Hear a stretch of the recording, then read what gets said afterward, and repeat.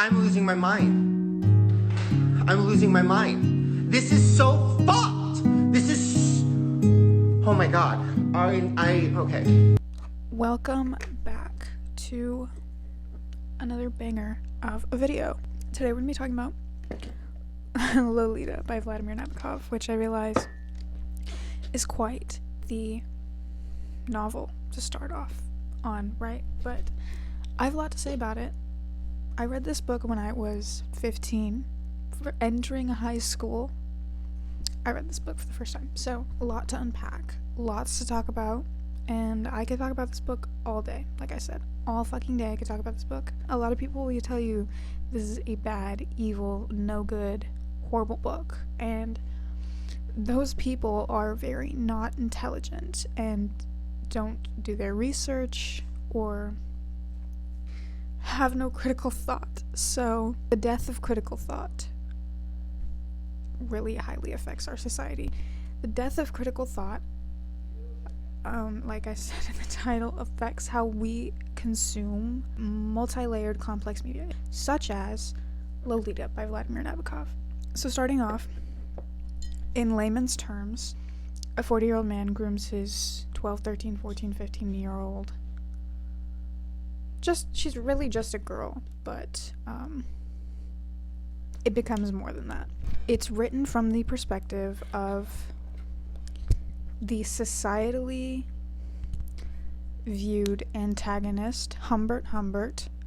He's an English professor. He's about 40 years old, I believe, and he's going to teach a semester at a school, and he's supposed to stay at his friend's house for the term, but that ends up not working out, so he has to find new lodging, and he stumbles across Charlotte Hayes, this woman who is renting out a room in her house. So he's like, fuck it, whatever, I'm gonna go check it out. He goes to check this out. Anyway, he's not feeling it at first, and then she's like, okay, let me show you this and this and this. She's very pick-me. She really, really wants a husband or some dick, or I don't know. But he's like aimlessly following her through the house. She's like, and I take extra special care of my garden, and so let me show you my garden. I call this she calls it like the plaza or the terrazzo or some European bullshit. And she's like, let me show you our garden.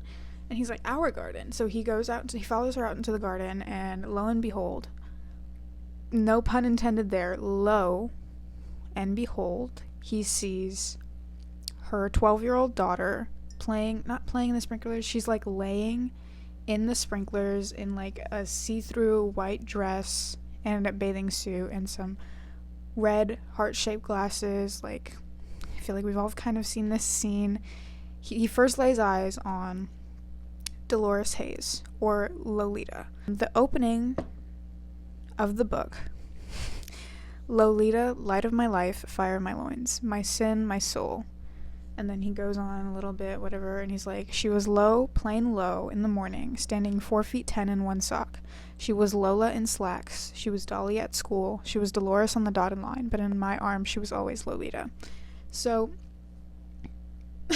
he's so fucking crazy. He's crazy. He sees her 12-year-old daughter on the lawn, basically wet and naked, and he's like, sold. I'll take the room, fuck it. He moves in, and a couple weeks pass, and he feels, here's where it gets kind of weird. So the whole thing is written from Humbert's perspective. So he's describing Lolita as a very grown sexual character. He feels like she's flirting with him, and she is a nymphette. A nymphette, in his eyes, is kind of like this demon, child, siren, inhuman creature among young women that exists solely to tempt men. So he perceives Lolita as this nymphette who exists to tempt him. So he says, you have to be an artist and a madman, a creature of infinite melancholy with a bubble of hot poison in your loins and a super voluptuous flame permanently aglow in your subtle spine in order to recognize the little deadly demon among the wholesome children. She stands unrecognized by them and unconscious herself of her fantastic power. Basically, he's saying, like, these sirens or nymphets or temptatious, salacious beings are only here to ruin my life, and Lolita was one of them. That's his main selling point for convincing his audience. Keep in mind, the book is written from his perspective. He's writing from a jail cell after being convicted of murder, which we'll get into later. He's writing from a jail cell trying to convince the jury that he was justified in falling in love with this 12-year-old girl. So, moving on. He feels like he's in love with this girl and she's in love with him. Charlotte Hayes, the mom, the landlady, and Dolores Hayes, Lolita. Charlotte and Lolita do not have a great relationship. They're always bickering, fighting, competing for Humbert's attention. Charlotte is constantly putting down Lolita, like, you haven't washed your hair in 12 weeks, you're a bratty child, you're so ungrateful, nobody likes you, you're annoying.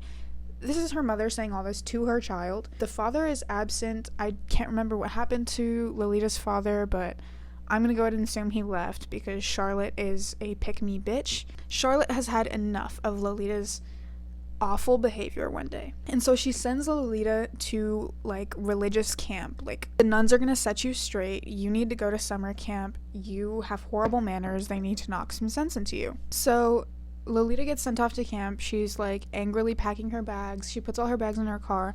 Her mom is waiting in the car, and Humbert is watching from the window upstairs. And then Lolita sees Humbert watching from the window, and she runs upstairs and she jumps into Humbert's arms and kisses him. Keep in mind, she's probably 13 at this point. As soon as she leaves for camp, Humbert finds a letter from Charlotte, and Charlotte's like, I am so deadass in love with you. Please marry me or leave, because I can't stand the embarrassment of you staying in my house knowing that I'm in love with you and you don't have, if you don't reciprocate back, just go ahead and move out. But if you reciprocate back, marry me and become a father to my Lolita, or my Lo. So, in order to secure access to his 12-year-old girlfriend, Humbert marries Charlotte, effectively becoming Lolita's stepfather. Lolita's off at camp, and Humbert is facing the trials and tribulations of being Charlotte's husband, but they have not consummated the marriage. I think Humbert says something along the lines of, thus far I have avoided fulfilling my husbandly duties, meaning he hasn't consummated the marriage. He's slipping like sleeping pills, like extra strength sleeping pills, into her drinks, Charlotte's drinks, and Charlotte's meals. He says, like, she takes pills like a champ. Like, he's drugging her so that she falls asleep so he doesn't have to bang her, which is fucking crazy. This whole time, he's kind of writing journal entries about his love for Lolita and how much he hates Charlotte. Like, he calls her like an annoying cow, I think. One day, she finds these journal entries. He has kept them locked in his desk, and she finds the key, finds the journal entries, reads of his like perverted love for her daughter, but the thing that she focuses on is how he's calling her like an annoying cow. Comes home one day and she's like, the fat cow Charlotte Hayes, like the obnoxious mama. Like, she's completely taken aback by how he's describing her and not how he's describing her daughter. He starts making drinks and he's like, no, you've got this like all misconstrued, like these aren't about you and Lolita. I'm solely using your names as placeholders for characters in my book, which is a bull-faced lie. It's like complete bullshit, but I guess it is kind of believable because he's a professor and whatever, he could be writing a book, I guess. He's like explaining this aloud, and he's making these drinks, and he's in the kitchen stirring, and he's like, you've got this completely wrong, like, silly me, I should have told you. And then the phone rings, and he goes to answer the phone, and they're like, hey bro, your wife is dead. He's like, no, she's literally in the house with me, like, you're crazy, like, lol, thank you for calling me, fucking prankster, like, no, she's in the house. And he hangs up, and he's like, Charlotte, like, this crazy bitch on the phone just told me you're dead. And nobody responds, and he looks to where she was just at, and she's not there. So he goes out into the street, and he finds somebody has just run over his wife, like, dead in front of the house. His wife, the woman that he tolerates to have access to her teenage daughter.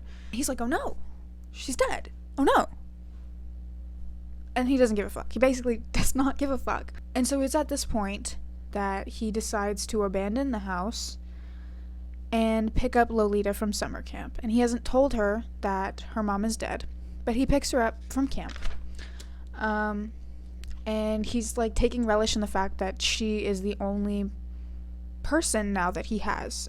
She doesn't know that her mom is dead, but he's like, she's completely mine now. Like, we can do whatever we want. He's like, you see, she had absolutely nowhere else to go. Yes, I finally have her to myself. So he picks her up from camp, and she's like, I've been revoltingly unfaithful to you. Like, I've been such a naughty, dirty little girl. That's basically how they write it in the book, but again, take it with a grain of salt. Vladimir Nabokov is writing it from the perspective of a pedophile, so this is how he views Lolita and not how she actually is or how Nabokov perceives the character. It's how he perceives that Humbert perceives Lolita. It's like a triple out-of-body experience. You really have to put some thought into it. Anyway, while he's going to pick up Lolita, he reflects on why he feels so drawn to Lolita. Yes, she's a nymphette, but also he wouldn't have ever been able to recognize nymphets had it not been for this girl who he was desperately in love with in his youth. When he was like 15, he had this girlfriend, and they were madly in love, and I believe it was like his first time, like he lost his virginity to her. He was locked in with her, and he also saw her as a nymphette, even though they were both 15 at the time. He says, in point of fact, there might have been no Lolita at all had I not loved one summer an initial girl child. And he's talking about this girl. Anyway, it was the summer, and they had some cute summer fling, and she was the love of his life. She died of tuberculosis. He was completely distraught, and nothing was ever the same from then. And then he just decided, why don't I try to recreate this girl, in my stepdaughter, who I just happened upon and also am madly attracted to. So, yeah. He picks up Lolita from summer camp, and she's like, I've been revoltingly unfaithful to you. And from this, they start this, like, cross-country journey, and they're just, like, banging all the time. It's, like, very frisky and flirty and sexual. I don't know. They boink, and he stops at a gas station. She's like, well, what'd you expect? I was a Daisy Fresh girl. And then she's like, give me change. I want to call my mom at the hospital, because he's told her, we're on our way to go see your mom at the hospital. She has some stomach bug, like, whatever. And he's like, get in the car. And she's like, give me some change. I want to call my mom. And he's like, get in the car. So she slams the car behind her, and she's like, why can't I call my own mom if I want to? And he's like, your mother's dead. So he breaks the news to her, and obviously she's inconsolable. She cries the whole night, and it's from then on that I believe that she changes her mind about being involved with this older guy, because he just kept the information from her that her mother was dead. And then it sets in, my mom is dead, and all I have is this strange random man who is in love with me, who I barely know, but is legally my guardian. So they go to a hotel, and he's playing, like, chivalrous. He's like, I need a bed and a cot, because I can't sleep in the same bed as my teenage daughter. Like, you're so weird. Anyway, this man in the lobby has a dog, and Lolita's playing with the dog, and the guy tells her, like, he likes you, he can smell sweet girls. And she's like, what the fuck? So anyway, I'm probably getting my, like, timeline mixed up, but they go up to a hotel room. Humbert puts Lolita to bed. He goes back downstairs to, like, get a breath of air, and he sees the same man, Claire Quilty, there, and he's, like, talking to him about Lolita, and Claire's like, where in the devil did you get her? And Humbert's like, what? Like, and Humbert thinks he's just being paranoid that somebody knows, but Claire's like, where in the devil did you get her? And he's like, what? And Claire's like, I said awful hot weather for July, or something that sounds extremely similar to where in the devil did you get her?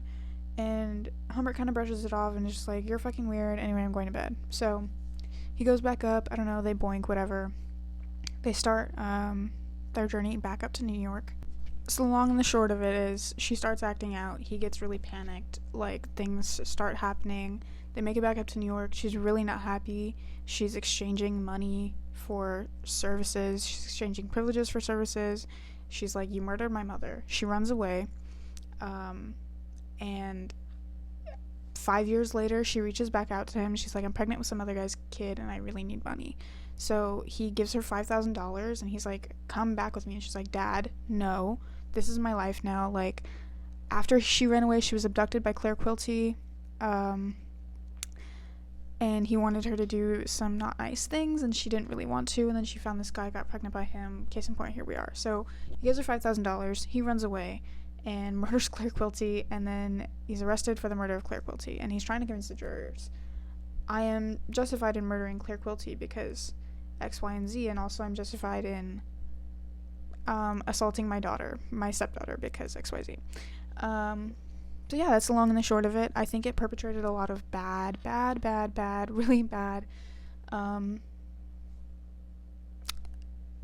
There was a lot of fallout after the book came out. Obviously, this is a really controversial piece of media. You cannot expect people to consume your media the way you want it 10 times out of 10, especially Death of Critical Thought, which led to the film adaptations in 1962 by Stanley Kubrick and 1997 version of Lolita, and like Lolita Core on Tumblr Core, whatever, like, you know. The actresses also had a really hard time with playing Lolita, I think, in 62 the actress was 14, and 97 the actress was 15. And the 62 actress, Sue Lyon, really had a horrible time. She said, like, my destruction as a person dates back to this film. And I say to that, find me a 14-year-old that wouldn't struggle with rising to Hollywood fame in such a role, and I will find you a liar. That's basically the long and short of it. The death of critical thought has made you perceive things the wrong way, and this can be brought into some current things like Addison Rae's new way of life, or how Sabrina Carpenter uses this kind of Barbie doll Lolita aesthetic to reclaim the male gaze. But in my opinion, when celebrities do that, it doesn't really deconstruct the male gaze. It actually just kind of feeds into it, and it feeds into it a different way than you could say Sydney Sweeney's bath soap does. But still, the beauty of feminism, and people have the right to choose equality. People have the right to choose how they express themselves. So although I don't appreciate how Lana Del Rey, Addison Rae, and Sabrina Carpenter utilize this aesthetic to sexualize themselves or reclaim their sexualization, or, you know, reclaim the male gaze, whatever it is, I can't do anything about it.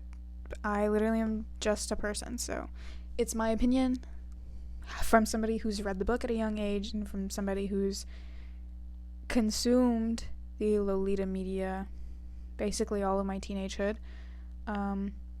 That's just my opinion, and I can't do anything about how other people perceive it. So all I can do is try to give my 2 thoughts on it. So that was it. That is the video. I hope you enjoyed, and I will be doing another video soon. So you can always count on me to have some opinions on controversial media. That's what I'm here for. So hope you had a fun time, and I will see you later in the next one. Jury's still out on whether or not I'll wear makeup in the next one. So anyway, bye.